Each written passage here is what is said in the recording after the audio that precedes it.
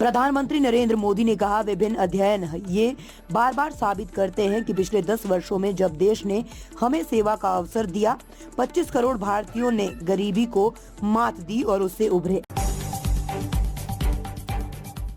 दिल्ली विधानसभा चुनाव पर मुख्यमंत्री पुष्कर सिंह धामी ने कहा, इस बार दिल्ली में परिवर्तन की लहर है। पिछले 10 वर्षों में सत्तारूढ़ सरकार ने कई वादे और भव्य बयान दिए हैं, लेकिन वे सभी खोखले साबित हुए। दिल्ली विधानसभा चुनाव में महिलाओं के मतदान को बढ़ावा देने के लिए पिंक बूथ स्थापित किए जाएंगे। इन बूथों पर केवल महिला कर्मचारी होगी, जिनमें प्रमुख अधिकारी और मतदान अधिकारी शामिल होंगे। हरियाणा के मुख्यमंत्री नायब सिंह सैनी ने कहा कि अगर कोई स्पाइडरमैन है तो वो है मोदी जी। उन्होंने सड़क और रेलवे ढांचे का विकास किया है, जिससे लोगों का जीवन आसान हुआ है। संसद बजट सत्र।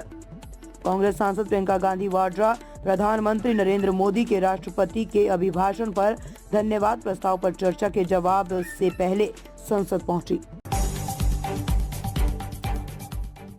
राजस्थान में पंचायत राज सशक्तिकरण समारोह में मुख्यमंत्री भजनलाल शर्मा ने कहा, दीनदयाल उपाध्याय और अंबेडकर का सपना आप जैसे सरपंचों से पूरा होगा। जब मैं सरपंच था तब विकास देखा।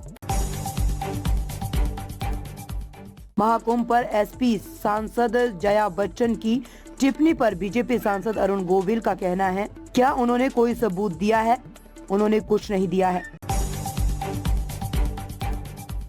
संसद में लोकसभा नेता और कांग्रेस सांसद राहुल गांधी के भाषण पर बीजेपी सांसद प्रवीण खंडेलवाल का कहना है, राहुल गांधी एक नासमझ नेता है। उन्हें इस बात की भी परवाह नहीं है कि वह क्या कह रहे हैं।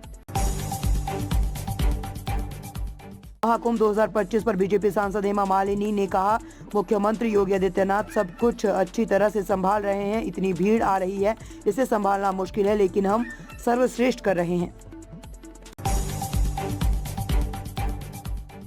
वक्फ संशोधन विधेयक पर AIMIM के सांसद असदुद्दीन ओवैसी ने कहा, अंतिम रिपोर्ट पेश की जा चुकी है और बीजेपी सांसदों ने अपनी संख्यात्मक ताकत के आधार पर संशोधन को पास किया।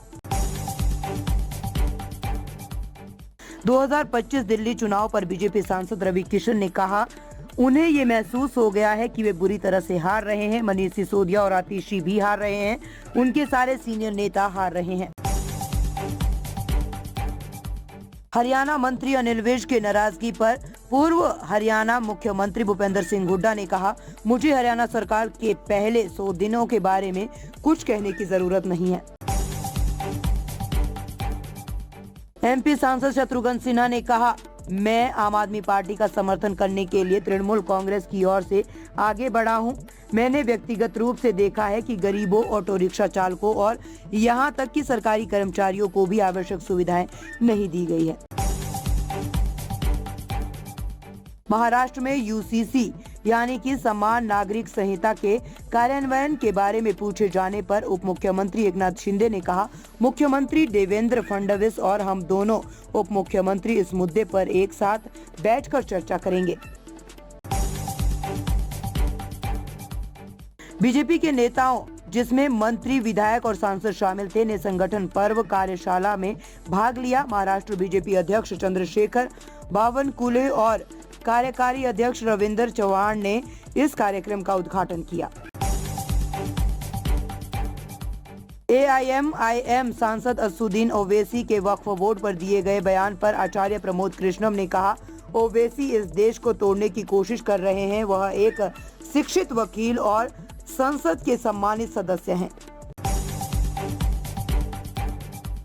ICC चैंपियंस ट्रॉफी 2025 में भारत और पाकिस्तान के बीच मुकाबले की टिकट कुछ ही मिनट में सोल्ड आउट हो गए। चुनाव आयोग यानी EC ने मंगलवार को राजनीतिक पार्टियों के बार बार दबाव बनाने और आरोपों पर अपनी बात रखी। स्टैंड अप कॉमेडियन समय रैना का comedy show India got talent कानूनी पचड़े में फंसते दिखाई दे रहा है। शो की एक कंटेस्टेंट के आपत्तिजनक कमेंट को लेकर FIR दर्ज की गई है। बिहार में इंटरमीडिएट परीक्षा का आज दूसरा दिन है। जहां सुबह की पाली में गणित की परीक्षा आयोजित की गई।